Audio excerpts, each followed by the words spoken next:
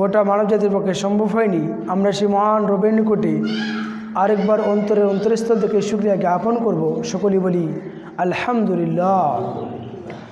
তারপরে পৃথিবীর সর্বশেষ এবং চূড়ান্ত রসুল মা আমিনাল্লাহ মারুর দুলাল তাজদার মাদানী নবী মুহাম্মদ সাল্লাল্লাহু আলাইহি ওয়াসাল্লাম, তিনার উপরে শতকোটি শান্তির দ্বারা বর্ষিত হোক। সকলে বলি আল্লাহুম্মা সাল্লি আলাইহি ওয়া আল্লাহুম্মা বারিক আলাইহি। সম্মানিত মসজিদের মুসল্লি, আজকে সংক্ষিপ্ত পরিসরে জুমার খুতবায় যে বিষয়টি নিয়ে আলোচনা করব সেটি হচ্ছে মুসলিমদের বর্তমান অবস্থা। যে আজকে আমরা বাপদাদা বংশ পরম্পরায় মুসলিম, আমাদের অবস্থা কি এবং আমাদের অবস্থা কেমন হওয়া উচিত ছিল, এই শিরোনামে সংক্ষিপ্তভাবে আলোচনা করে আমরা আলোচনার ইতি টানব ইনশাআল্লাহুল আজিজ। প্রথম কথা হচ্ছে যে এই পাশেই কাশিবাড়ি গ্রাম, আমি মূলত থাকছি হচ্ছে টিকাপাড়াতে। টিকাপাড়ার আমি জুমা মসজিদের ইমাম সাহেব। তো দীর্ঘদিন ধরে চিন্তাভাবনা করছিলাম যে খুতবা দিয়ে যেতে হবে, কারণ আমরা একজন মৌলভী সাহেবের কাছে খুতবা শুনতে শুনতে ওটা আমাদের কাছে আর কোনো ইফেক্ট পড়ে না। এই জন্য মালদা, মুর্শিদাবাদ, কলকাতা, নদিয়া বিভিন্ন ডিস্ট্রিক্টে যদি যান আপনারা দেখবেন, এবং কি বাংলাদেশ ঢাকাতে, বরিশালে, বংশাল, নোয়াখালী, কুমিল্লা, এই সমস্ত জায়গাগুলোতে তারা একদিন একটাই মসজিদের ইমাম সাহেব খুতবা দিবে, প্রতিদিন অল্টারনেট করবে, যাতে একটাই মসজিদের ইমাম সাহেব যাতে আলাদা আলাদা হয়, যাতে করে সমাজের মধ্যে একটা প্রভাব পড়ে। আর মানুষের ব্রেন, মানুষের ডোপামিন চায় নিত্য নতুন কিছু। যখন একজন কাছ থেকে রেগুলারলি আমরা শুনি, আমরা কোথাটাকে অতটা গুরুত্ব দিই না, যতটা গুরুত্ব দিই যখন একজন কোনো অন্য নতুন আলেম ওলামা যখন কোনো খুতবা দেয় সেটাকে যতটা গুরুত্ব দিই। তাছাড়া আমরা মনে করি আরে আমাদের মৌলভী সাহেব খুতবা দিচ্ছে।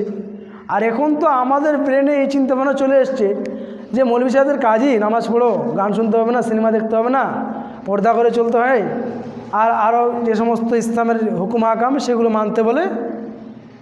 এগুলো শুনে শুনে আমরা এখন নিজেরাও আলেম হয়ে গেছি। মানে আজকের ইসলামের যে সমস্ত বেসিক ল রয়েছে, যেগুলো নর্মাল আইন, যেমন নামাজ পড়তে হয় 5 ওয়াক্ত, পর্দা করে চলতে হয়, বিড়ি সিগারেট খেতে হয় না, গান শুনতে হয় না, সিনেমা দেখতে হয় না, পাবজি খেলতে হয় না, ফ্রি ফায়ার খেলতে হয় না, আপনার মেয়ে আপনার স্ত্রী বেপর্দায় চলতে পারবে না, আপনার মেয়ে রাস্তাঘাটে স্কুল কলেজে চলবে পর্দা করে। এই যে ইসলামের যেগুলো বেসিক ল, সেগুলো আমরা মুসলিম প্রত্যেকেই জানি। সমস্যা কোথায়? সমস্যা হলো আমরা জানার পরে সেটাকে মানি না, আমাদের জীবনে বাস্তবায়ন করি না।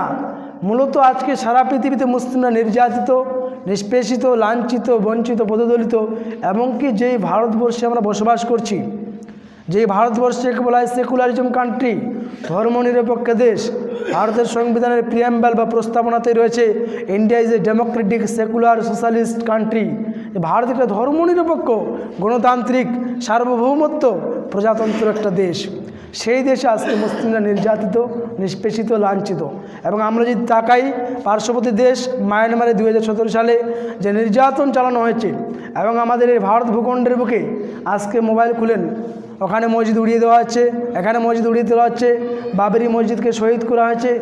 আরও একের পর এক মুসলিমদের উপরে অত্যাচারে স্টিমুলার আজকের বর্তমান যে শাসক রয়েছে আমাদের উপরে কায়েম করছে। যারা আমরা ইতিহাস পড়েছি, আমরা ইতিহাস থেকে জানি যে এই ভারতবর্ষকে মুসলিমরা প্রায় 15,000 বছর ধরে শাসন করেছি। মুঘলরা, বাদশাহ ঔরঙ্গজেব, বাদশাহ শাহজাহান, বাদশাহ আলমগীর, বাদশাহ যে সমস্ত বাদশাহগুলো ছিল, এই মুঘল বাদশারা এক নাগারে এই ভারতবর্ষকে শাসন চালিয়েছে। কিন্তু আজকে সেই শাসন, সেই প্রতিপত্তি, সেই কিংডম, সেই পাওয়ার, সেই রাজত্ব আজকে মুসলিমদের হাতে নেই। মূলত মাথা উঁচু করে মুসলিম কথা বলতে ভয় পায়। মূলত ইসলামপুরে গিয়ে মুসলিম পরিচয় দিতে লজ্জাবোধ করি, হেজিটেশনও ভুগি, হীনমন্যতায় ভুগি। আমি মুসলিম, আমার দাঁড়িয়ে আছে মুখে, পাঞ্জাবি পরেছি, টুপি পরেছি, আমি এটা পরিচয় দিব, নিজেকে লজ্জাবোধ করি। কিন্তু যদি আমরা সত্যিকারে মুসলিম হতাম, প্রকৃতপক্ষে মুসলিম হতাম, আল্লাহকে পরিপূর্ণরূপে আল্লাহর বিধিবিধানকে মেনে চলতাম, রসুল্লাহ সাল্লাল্লাহু আলাইহি সাল্লামকে পায়ের নখ থেকে নিয়ে মাথার জাতি পর্যন্ত অনুসরণ করতাম, তাহলে পৃথিবীর যে কোনো যে প্রান্তে মাথা উঁচু করতে মুসলিম কখনোই ভয় পায় না, ভয় পাবে না। এই অতীতেও পায়নি, বর্তমানে পাবে না। কিন্তু আজকে মুসলিমদের মধ্যে তো নিজেরাই দ্বিধাদ্বন্দ্বে ভুগছি, নিজেরাই তো এখন পর্যন্ত প্রকৃত মুসলিম হতে পারেনি। যার কারণে আমরা দেখতে পাচ্ছি আজকে আমাদের এই কাশিবাড়ির ছোটো ছোটো ছেলেগুলো বিড়ি খাচ্ছে। যার কারণে দেখতে পাচ্ছি রাস্তাঘাটে মা বোনরা বেপরোয়া হয়ে চলছে। যার কারণে আমরা দেখতে পাচ্ছি কোনো জায়গায় চায়ের দোকানে টিভি চালিয়েছে, নারী পুরুষ ছেলে মেয়ে সন্তান সন্ততি মিলে সবাই সেই টিভির স্ক্রিনের দিকে আমাদের চোখকে ফোকাসিং করছি। যার কারণে আমরা দেখতে পাচ্ছি অসংখ্য মানুষ এই এত বড় গ্রাম হওয়া সত্ত্বেও মসজিদে মুসল্লির অভাব পড়ে যায়। মসজিদে মুসল্লি ফজরে নামাজ শুরু করতে হবে, সেই জামাতে মুসল্লি খুঁজে পাওয়া যায় না। আসরের সালাত পড়বো, জোহরের সালাত পড়বো, মাগরিবের সালাত পড়বো, ইশারের সালাত পড়বো, মুসল্লি 1 থেকে 2 কাতার, তার থেকেও কম।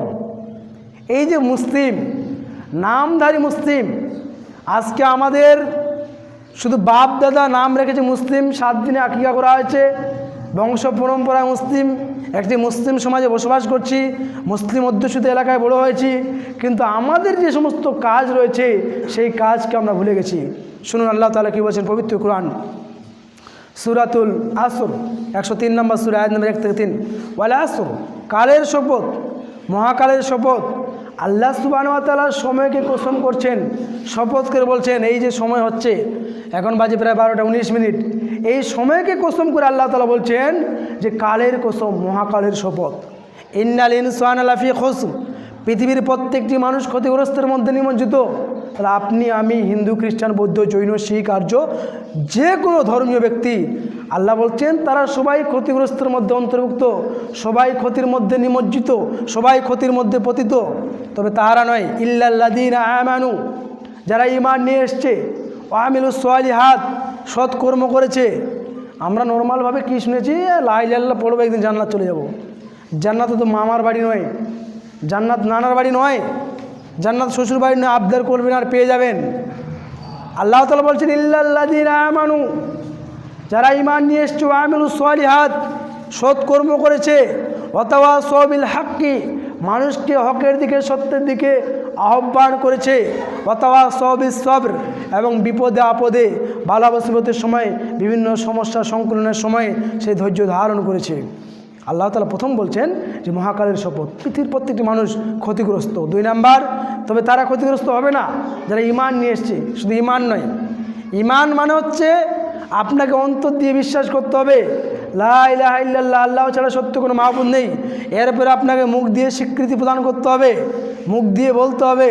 3 নাম্বার কাজ, যেটাতে আজকে মুসলিম 90% মুসলিম, যেখানে আমরা ফেল পড়ে যাব, যেখানে আমরা ব্যর্থ হয়ে যাব, সেটা কি, ইল্লাল্লাযীনা আমানু ওয়া আমিলুস সালিহাত, সৎ কর্ম করতে হবে। শর্ত হচ্ছে যদি তোমরা বলো, আল্লাহ তাআলা কুরআনুল কারীমের মধ্যে 52 জায়গায় একটি কথা বলছেন, 52 জায়গায় এসছে ইল্লাল্লাযীনা আমানু ওয়া আমিলুস সালিহাত। যদি তোমরা মনে করো, যদি তোমরা বলো যে আমরা ঈমান নিয়ে এসেছি, শর্ত হচ্ছে তোমাকে সালেহাত করতে হবে, সৎ কর্ম করতে হবে।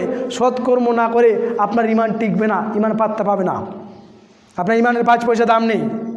একজন ছেলে লা ইলাহা ইল্লাল্লাহ বলেছে, নাম আব্দুল্লাহ, আব্দুর রহমান, আব্দুল গাফফার, সে কখনো বিড়ি খেতে পারে না। একজন মানুষ লা ইলাহা ইল্লাল্লাহ বলেছে, ও কখনো তাবিজ পড়তে পারবে না। একজন মানুষ লা ইলাহা ইল্লাল্লাহ বলেছে, তার বাড়িতে কখনো গান চলতে পারবে না। একজন মানুষ লা ইলাহা ইল্লাল্লাহ বলেছে, সে কখনো বেনামাজি থাকতে পারে না, তার পরিবারে কোনো বেনামাজি খুঁজে পাওয়া যাবে না।